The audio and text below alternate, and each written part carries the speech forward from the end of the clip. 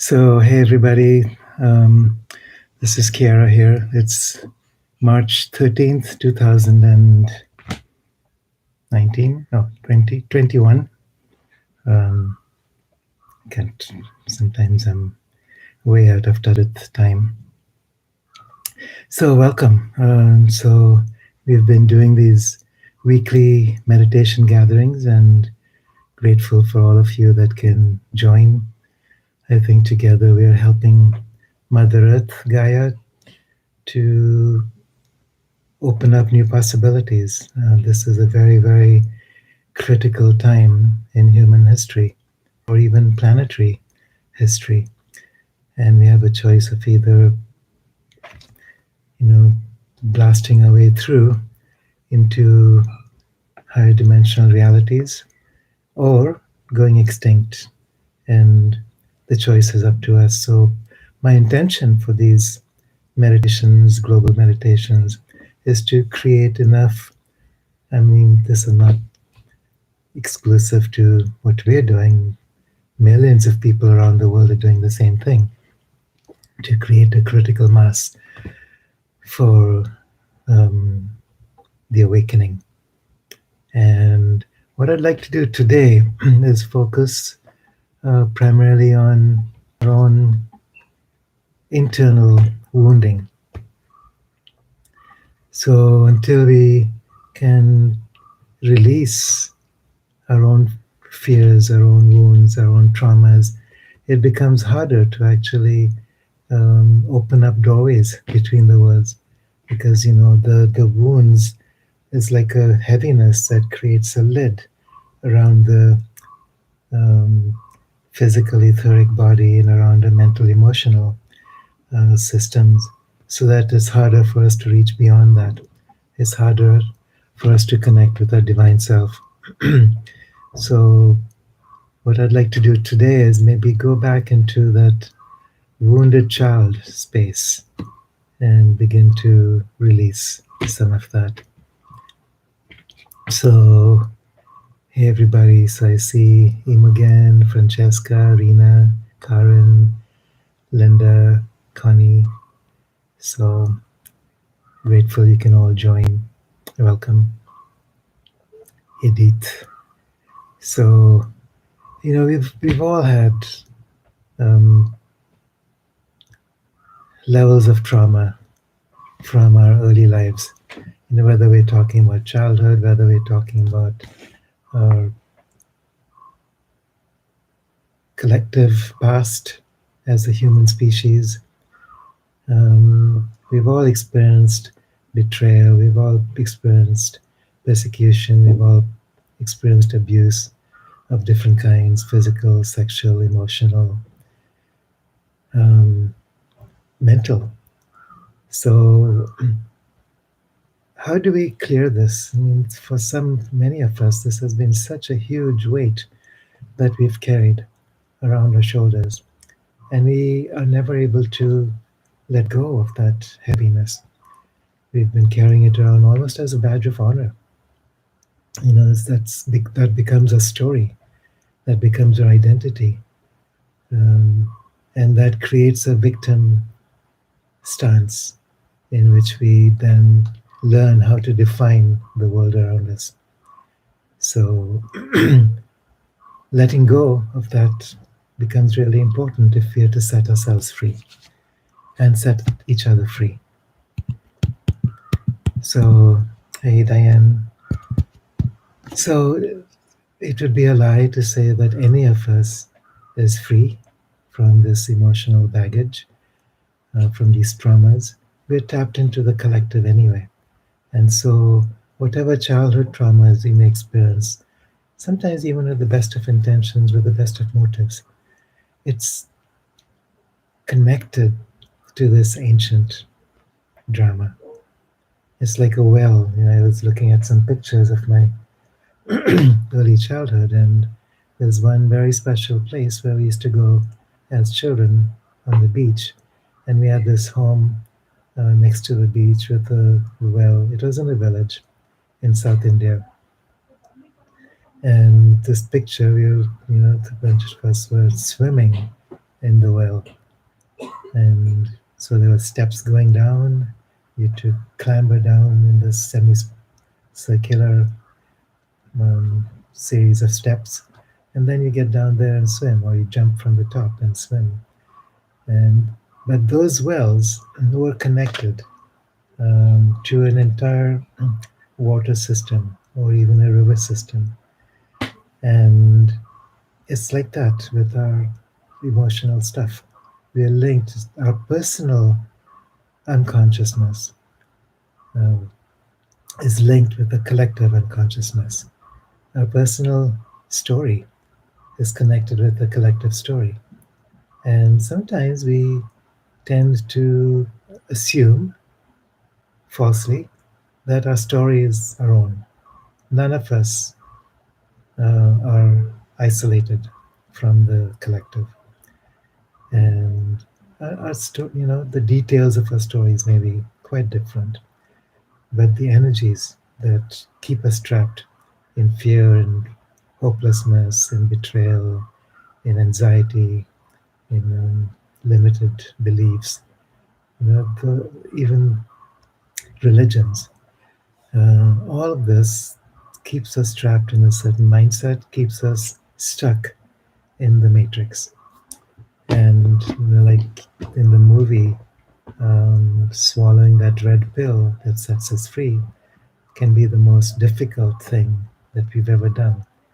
And therefore, it's sometimes easier and quieter if we just take the blue pill instead and just pretend that we're these tiny little creatures, isolated from everyone else, isolated from our divinity, isolated from each other, and live our live our insipid lives.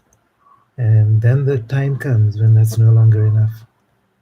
When the choice becomes so desperate that either we go extinct or we rise into a nobility, into a divinity, into a sovereignty, into a freedom. And much of this has to do with the stories that have been sitting around in our cellular construction, in our emotional bodies and our mental bodies, which then impinge through the etheric body into a cellular body, through the cellular body into our DNA structures, and through our DNA structures into our capacity to incarnate our divinity. So it's time now to shift that. So so I'm not sure what we're going to do today. I mean, that just came as a theme. So let's see where we go. Um, Monique, Jojo, good morning. So so let's see, imagine that you're sitting in front of a 5-year-old version of yourself. And by the time you're five, by the time you're even much younger, you've built the synapses in your brain that will then determine the course of your life for the rest of your journey. Unless you consciously begin to change that, it becomes your belief system, your paradigm through which you see, perceive reality around you, and which then becomes your definition of who you are.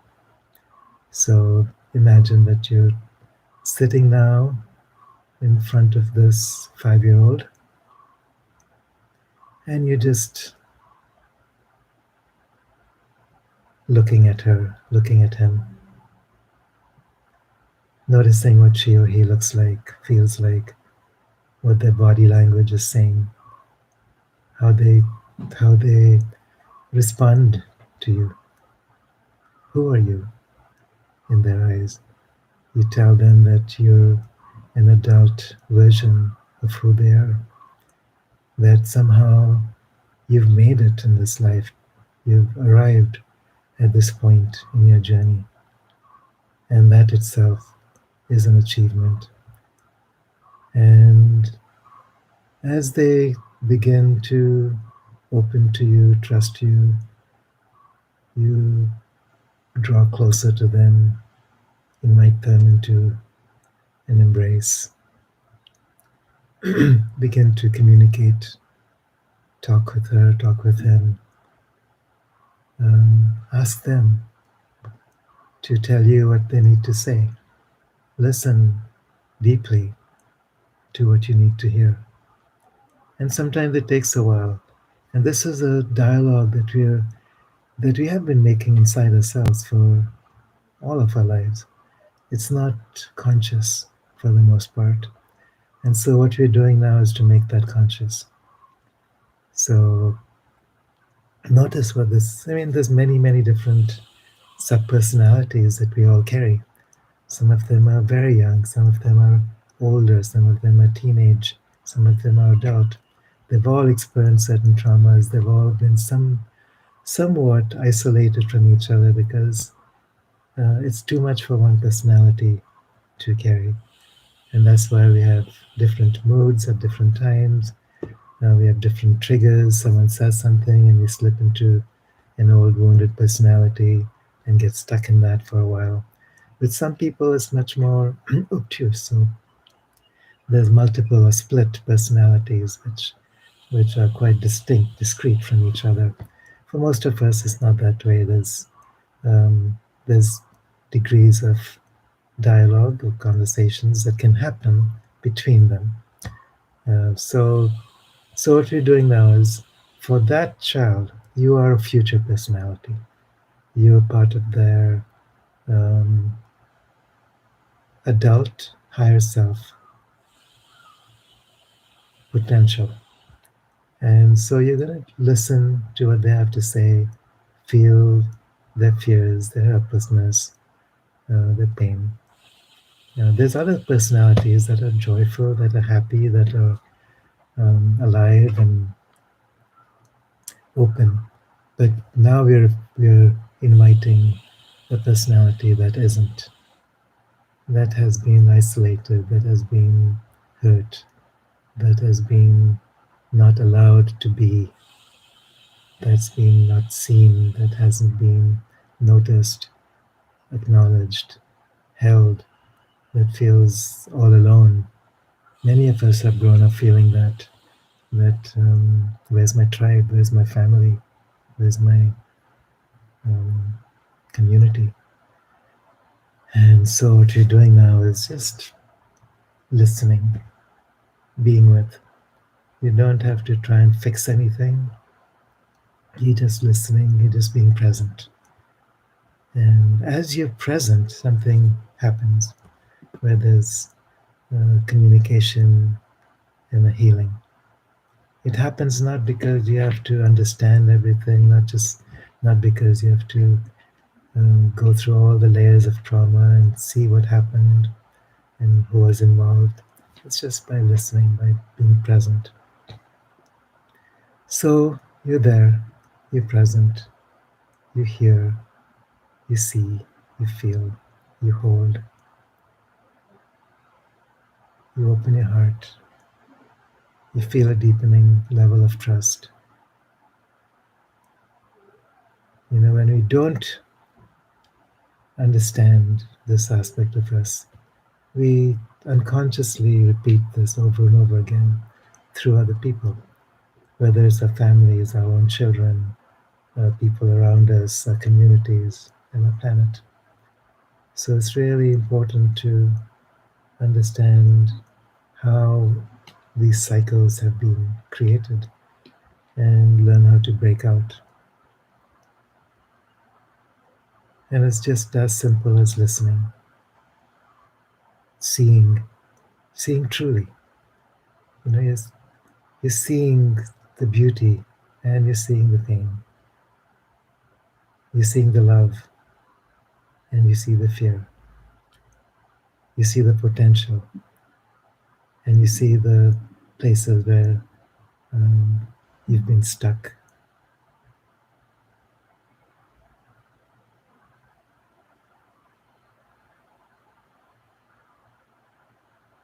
So take some time.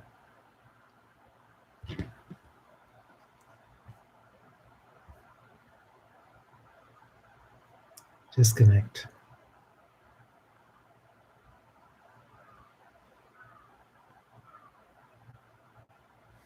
Talk with them. Listen to them speaking back.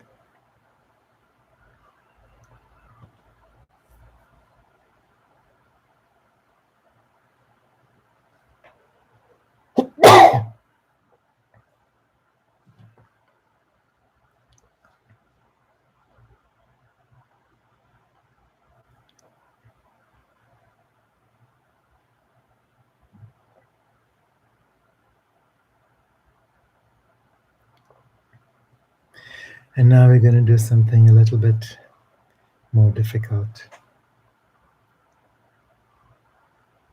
It's one thing to be able to communicate with this aspect of yourself and to offer hope, encouragement, love, support. It's another to recognize that the cycle is simply a continuation of an ancient generational pattern. So, going back through your own DNA now into experiencing your mother, experiencing her now at that same age, 5 years old, as she experienced life, her story, her struggles, her traumas, her fears, her family history.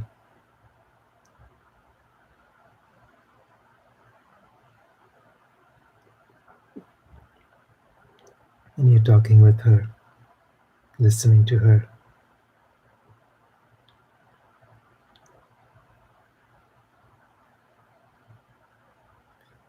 And maybe you came with some judgments, maybe you came with some attachments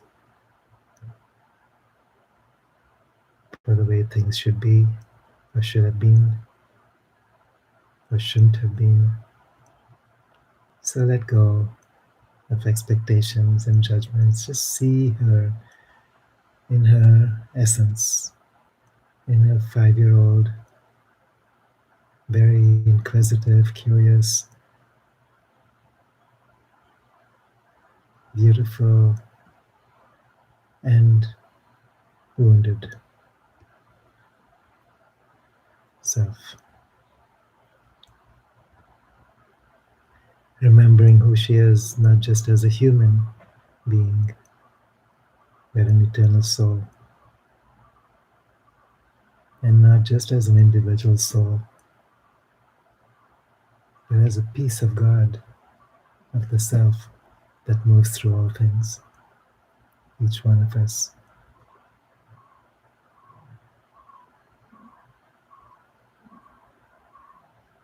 And you begin to see her not just from the outside, but from the inside. You're entering into her story, you're entering into her hopes, her dreams, her divinity, her beauty.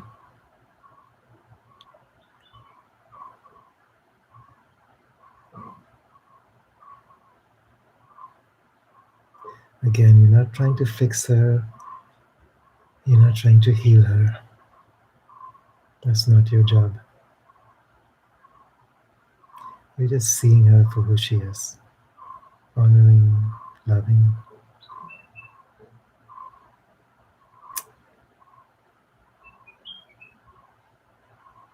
And now seeing your father in his 5 year old body.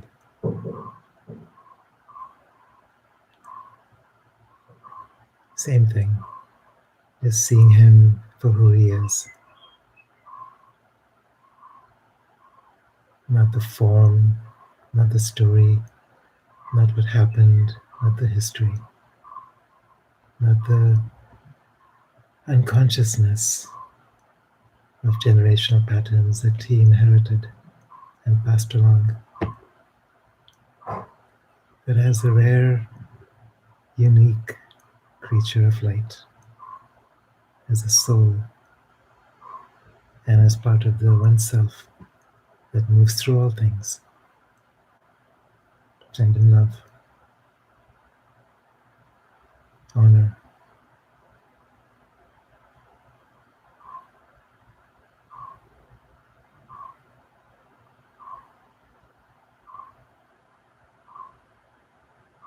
Remembering that you chose your parents, whether or not you know why,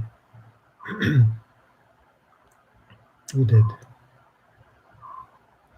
And whatever you can honor and love about them consciously, you're doing so now. And whatever you've resented or feared or hated, you can let go because you see this as part of a generational pattern, which you are part of as well. So you can let go of hatreds, resentments, betrayals. You can also let go of guilt. So if there's any place where you feel like you've passed along the same patterns to your children, to your friends, to your relationships, let go of the guilt. All you're doing is just being with in presence.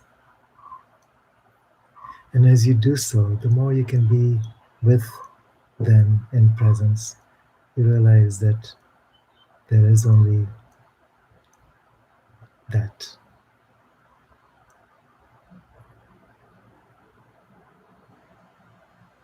All our humanness, all our divinity boils down to presence.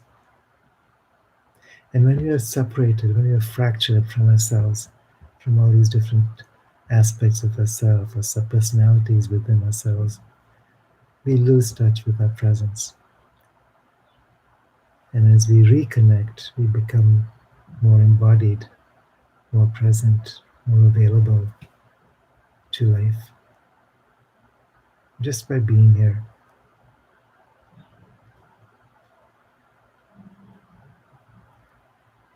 And once again, we don't need to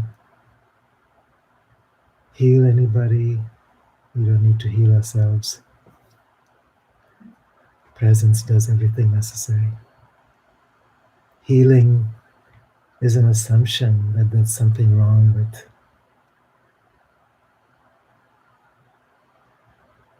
And that assumption comes from that split inside us that has perpetrated the cycle of victimhood and perpetrator for eons. There's nothing wrong with any of us. We still, it's just that we haven't recognized who we are. We haven't become what we already are. Paradoxical as that might sound.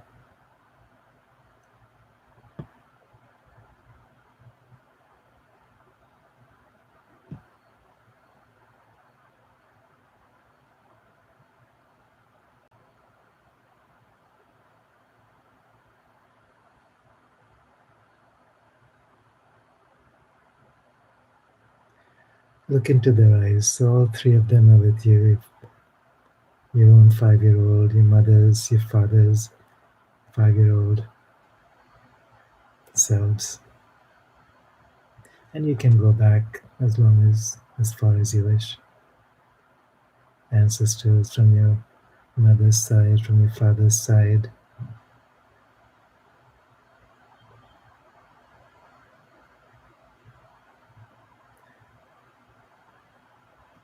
Our DNA is connected directly through our biological ancestry. It's also connected with our emotional and spiritual maturity. So as we open to that presence, we open to high vibrational frequencies entering from the heart of the mother and from the heart of the cosmic one, the earth mother and the cosmic mother, earth father, cosmic father. It's Don't even think about it in terms of gender. It's we try and over-define things sometimes. Mother, in terms of creator, the earth is such a rich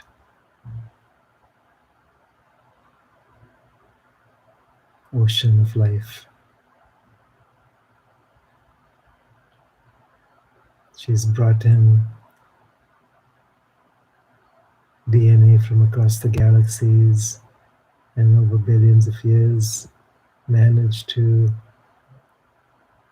create these enormously intricate systems of life, everything interdependent on everything else, everything supporting everything else. Not necessarily, as Darwin implied, competing with everything else, but supporting everything else, everyone else. In fact, I don't know how many people are aware that Darwin only used that word, survival of the fittest, twice in his entire book, Origin of Species. And the second time he used that term was apologizing for having used that term before, because he realized that it isn't about the fittest, it's not about competition, it's about cooperation, it's about resonance, it's about fields. Rupert Sheldrake talks about morphogenetic fields, consciousness fields. And it is these fields, when we can tap into them by awakening our vibration frequency, there's nothing impossible. We're connecting with the entire cosmos through these fields, recognizing that we are the entire cosmos. But as long as we're holding on to ideas, projections, judgments from the past or for the future, we are cut off from our presence. And when we disconnect from our presence, we're disconnected from our potential. And then we get stuck in the matrix of fear, desperation, hopelessness, and helplessness that keeps us, in this world of duality. And it's time now to break out of that. We have to. There's no choice. Especially since the events of this past year.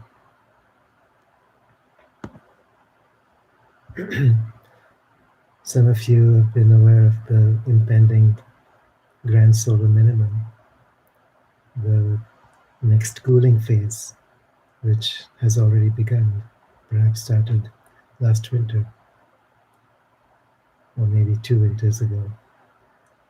And every winter will become increasingly colder.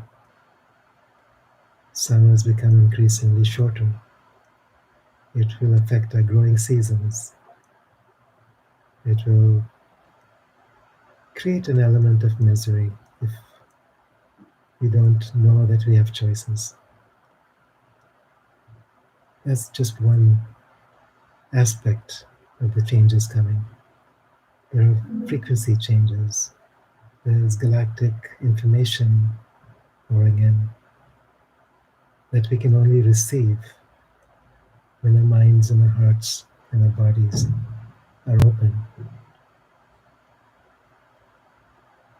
And so that's what this dialogue is about, to release the hucha, the heaviness, the assumptions and the projections, the judgments and the fears that keep us trapped in the matrix, that keep us trapped in this middle world of the shamans.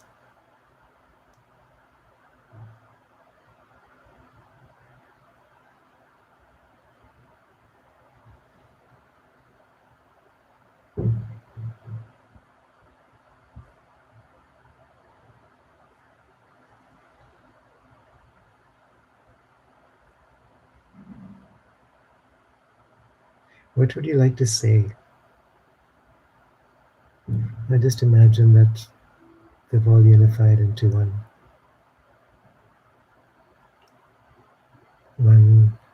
5-year-old in front of you. And you just bring this into yourself, into your heart. You're joining with them, you're unifying with them. You feel that presence inside you, whatever you means. And as you assimilate this, what you're doing also is you're releasing the cycles, the generational cycles of trauma and pain and fear and victimization. And that opens up a doorway. We've talked about opening doorways between the worlds. We've worked with the Inca practices to link the upper world and the lower worlds together, to to and to expand into that as part of who you are in your daily conscious awareness. And now the same thing as you embracing this child aspect and unifying it with your adult and divine aspects. You're deepening your sense of presence, what I simply call embodiment,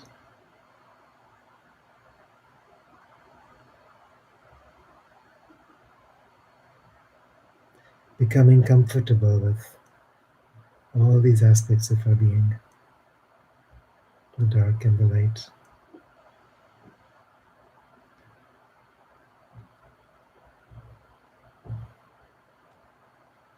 the beautiful and the hurtful.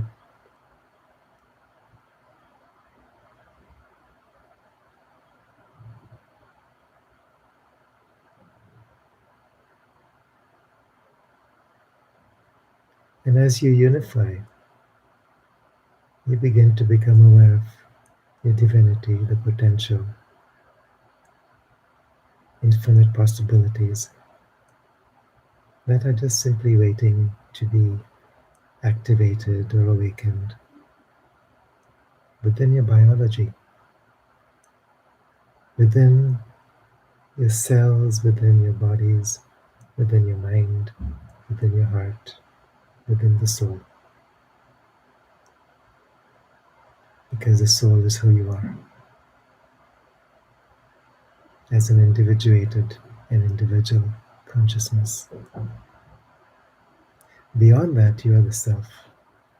And here there's no qualities, just presence, consciousness, awareness, infinite oneness.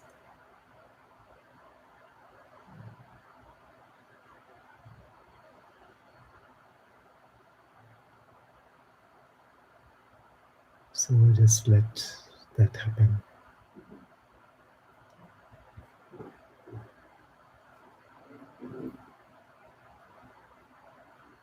You might find that as this integration begins to happen, that there's tears, there's grief, there's anger, there's pain. And there's something very healing about that, about being willing to see that and feel that, perhaps after a very long time, being seen, being heard, being allowed, being welcome. The same way that Mother Earth sees us, allows us, and welcomes us, no matter what our behaviors,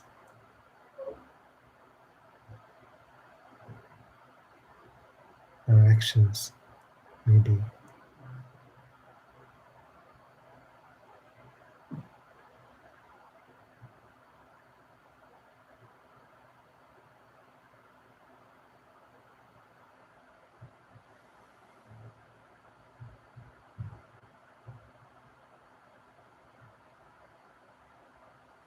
being embraced in unconditional love.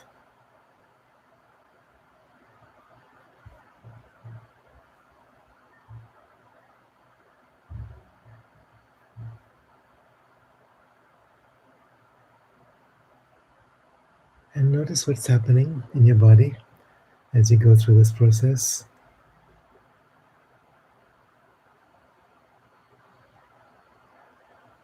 More flow, more vibrancy, more heartfulness, being more in touch with emotional feelings, as well as with sensations,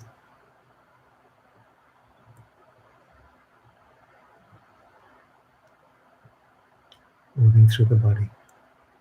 The body is a beautiful vehicle for consciousness. So we're honoring our bodies, honoring our histories, honoring our biology, our genetic history, honoring our ancestors, not for what they've done or not done, that's besides the point.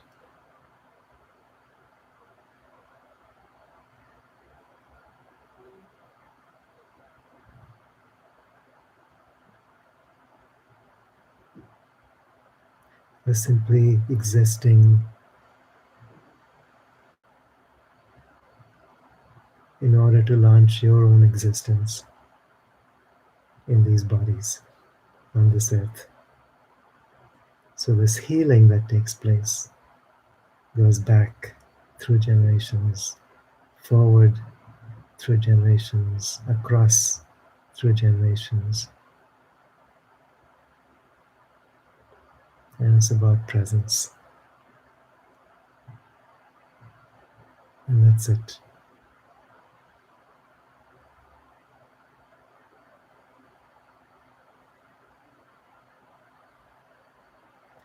Once you understand that there's nothing to heal,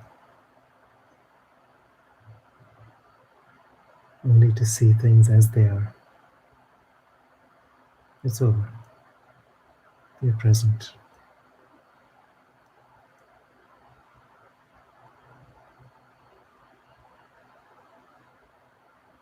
And then your presence allows for healing to take place for people around you as well.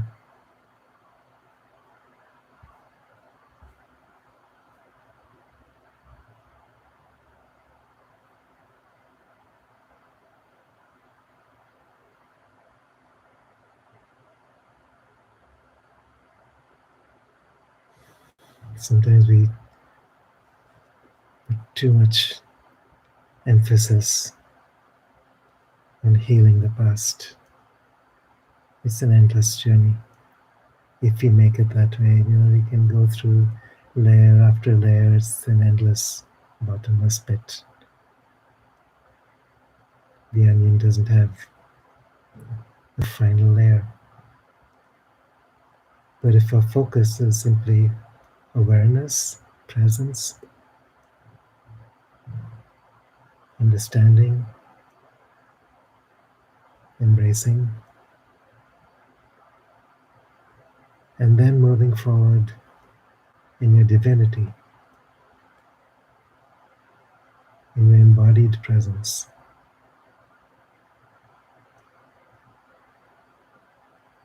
there's no limits.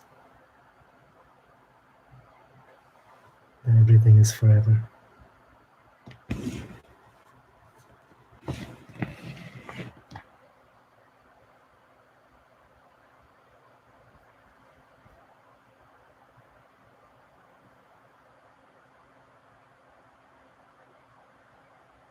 So don't be afraid of the pain.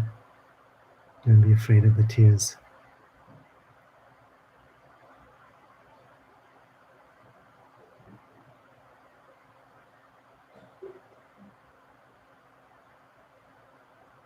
And then as those heavy energies start moving, Don't be afraid of the beauty, the power, and the wisdom that comes through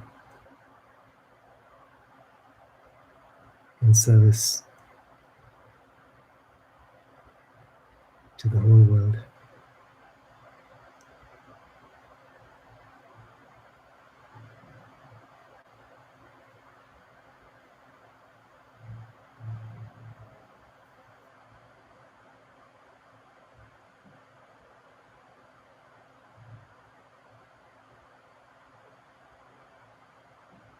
So just take a few moments in silence. If you wish to say something in the chat for others to read, feel free to.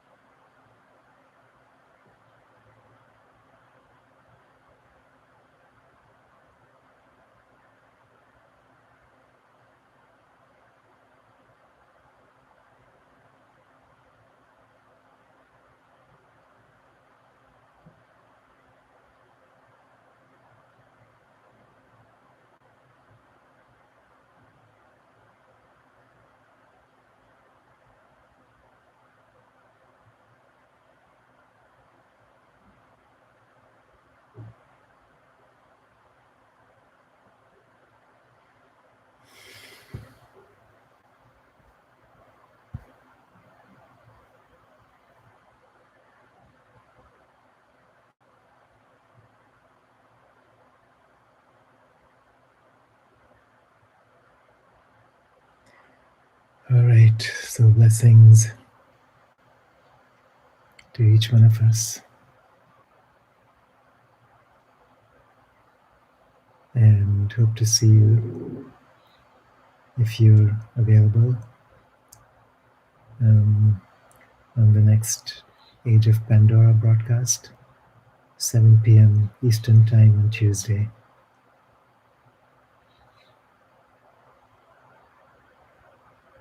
And come join us for next Saturday also. There's a message from Imogen: connecting with myself in this way, behind the storyline, makes me want to connect with others behind their storyline. We are not our stories. Absolutely.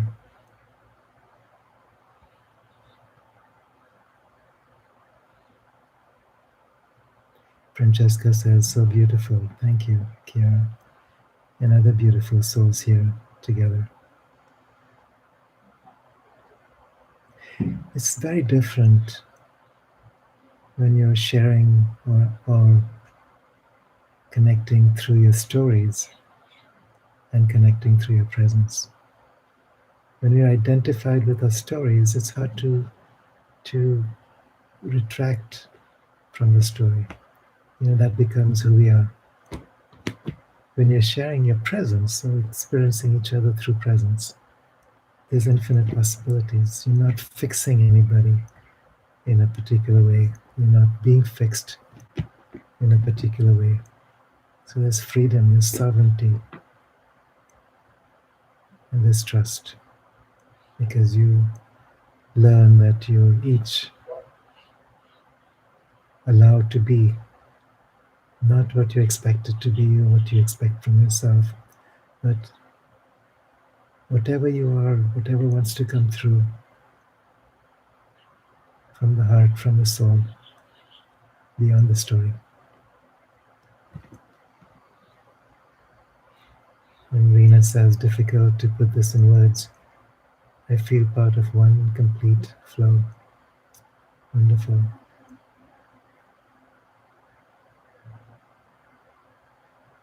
That's what Sami means in the Inca practices. So Hucha is the story. Hucha is the fragmentation that we've created by believing in the story. And Sami is when the stories are gone, when there's divine flow, when everything is allowed to be in your living in presence.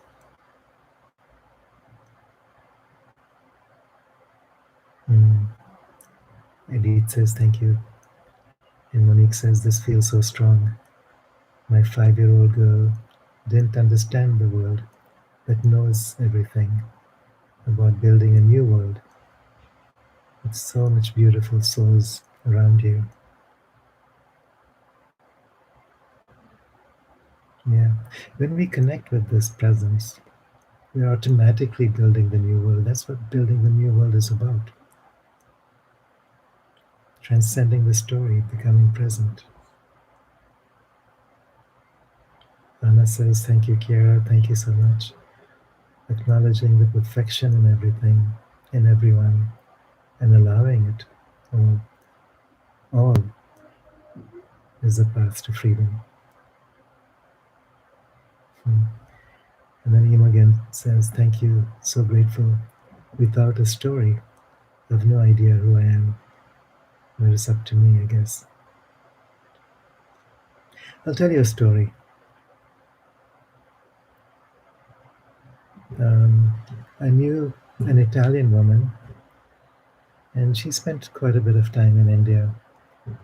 And she had been in Oroville or in Pondicherry for some time, and she was an extremely good swimmer.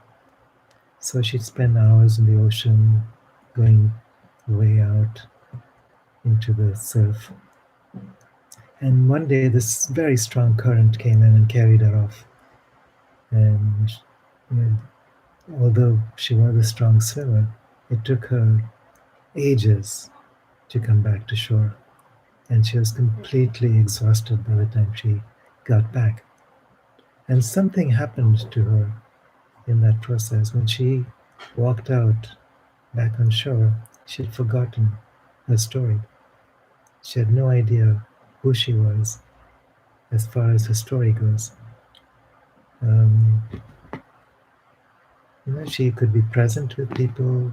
Whatever she needed was right there, but the story was gone. And she says she was an absolute joy this entire time.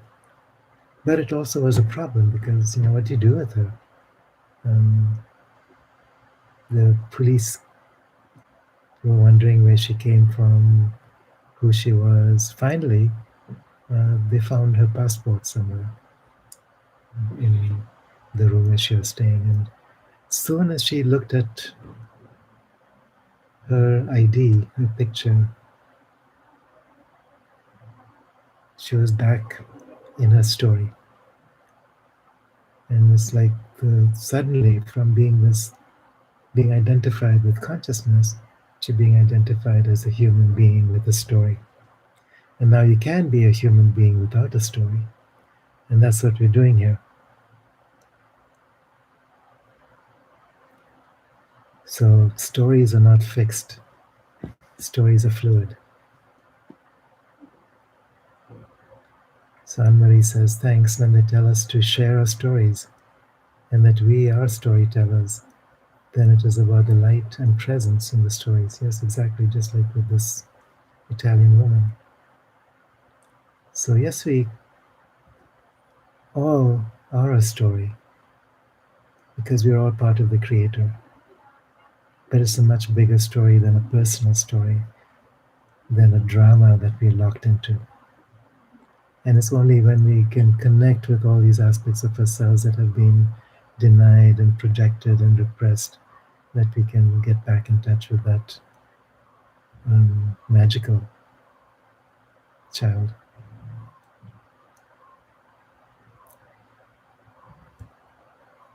And Francesca says, this is the best thing we can be doing now.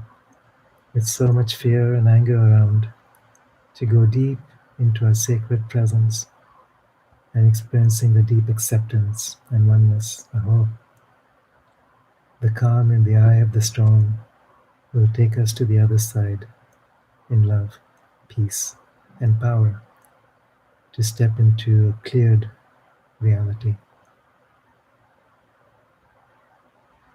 Mm.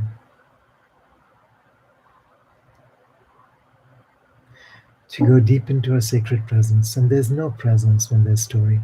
When there's story, we're trapped in the past. When there's story, we're projecting into the future what could be, what we need to avoid, um, what we need to, there's needs, there's expectations, but there's no presence. Edith says life is storytelling. And what story do we tell? I remember when I was working at this place, it's an alternative healing center in California. And what we would do is have people pair up with each other and tell the stories. They didn't know each other, and you have one person, and you spend an entire day. Um, One person shares their story uninterruptedly, so there's no um, um, trying to fix anything about the story. You're just listening with presence. And then when one person is done, the other person begins, shares their story. And then you start over again. And this time you're trying to do it in 10 minutes. And then you're trying to do it in 1 minute. And then you're doing it in 30 seconds. And what's the most important part of your story? And you notice that your story changes. Um, and as you're heard, as your story is heard, it no longer becomes um, as real. And there's no longer a need to hold on to the story. And then you're free. So just listening to each other allows the stories to change until there's no more stories that get in the way of presence. And then, as presence, you can create any story you wish, but you're not attached. And you can be fluid in the midst of life.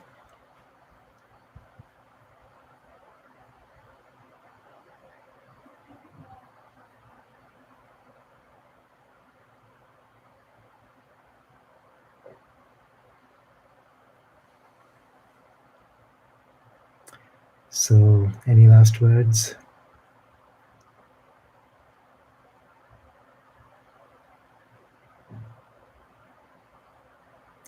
We can even talk about the collective story from this context. So, we're collectively playing out a certain story on this earth right now.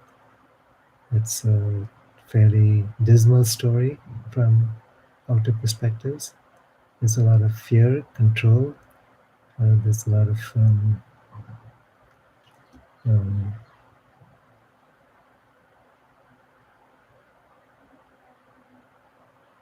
helplessness within the story. The fear of being trapped, the fear of not being able to travel, the fear of being told what you have to do by someone else who may not see you or understand you, or someone you don't trust, or someone who is acting um, um,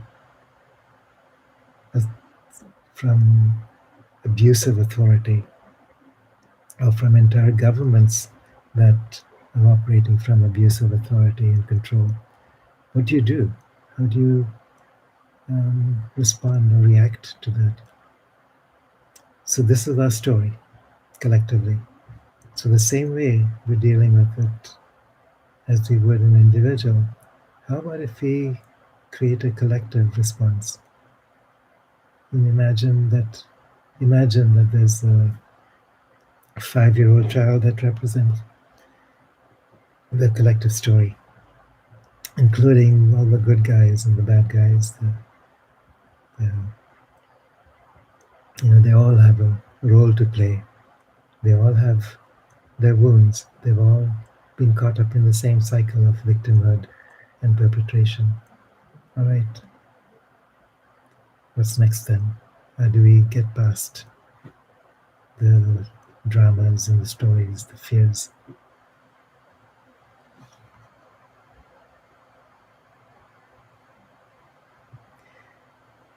Anna says, practicing last week's meditation has helped me so much, letting go of the story that's everywhere in the world right now, and I'm becoming an observer. It's like it doesn't concern my reality. Mm, yeah, and that's very similar to stepping into presence. Thank you, says Diane. And Imogen says, I feel like a pencil. Should I write or just be here?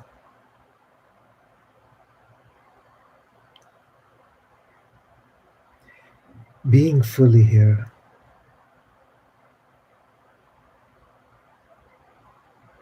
in all your presence, is the ultimate story. And there's no books that can hold the full extent of that.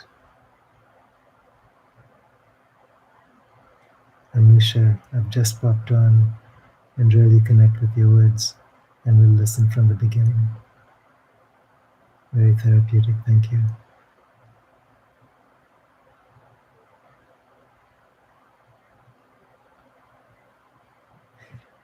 You know, everything I say, I'm also speaking to myself. And I have had the opportunity during these times of lockdown when I haven't been able to travel to spend more time at home with my family here, with my mother especially, and pay attention to the stories I've created around her, around my relationship with her, around the family dynamics. You know, there was this long period of time when I felt like I just had to break out and get away in order to be free. And now I'm realizing that freedom isn't about getting away, it's being present. And then there's more love, and that sets me free and sets her free and sets everyone free.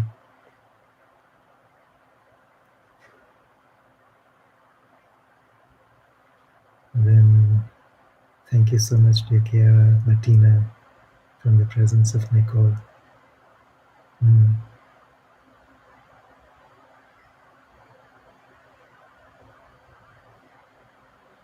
And we are changing this outer stories. You know, I don't expect that we'll be in this lockdown forever.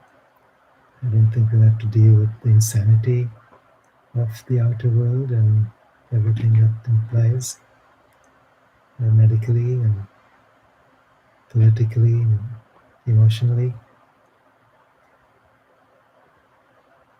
But it begins with not identifying with that story, not making it real by putting so much attention to the story. We put attention to who we are, and that changes the story. So Imogen says, freedom is presence. Thank you.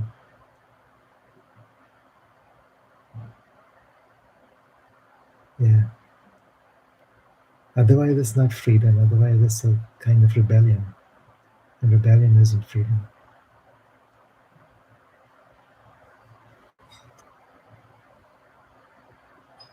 Many layers to this. You know, we do need external freedoms just as much as we need to learn how to be in presence. Um, and it's not about denying one aspect of it while focusing on just one, just the other. But it's like as we become more connected with presence, we can be more effective in terms of reclaiming our sovereignties and our freedom in the outer world. Olaf, I feel my heart so deeply listening to your voice and feeling your presence. Mm. Yeah, Olaf was with us in Egypt a couple of years ago. We were in the Red Sea swimming with dolphins, and that seems like a lifetime ago right now.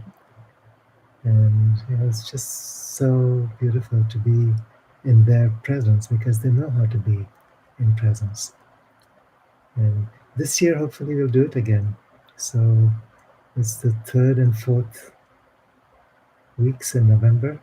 So November 13th to 20th and 20th to 27th. So if any of you would like to join me, We spend a week on a boat in this beautiful coral bay, which is a home for wild dolphins, and get to spend time with them in their territory, but as their guests.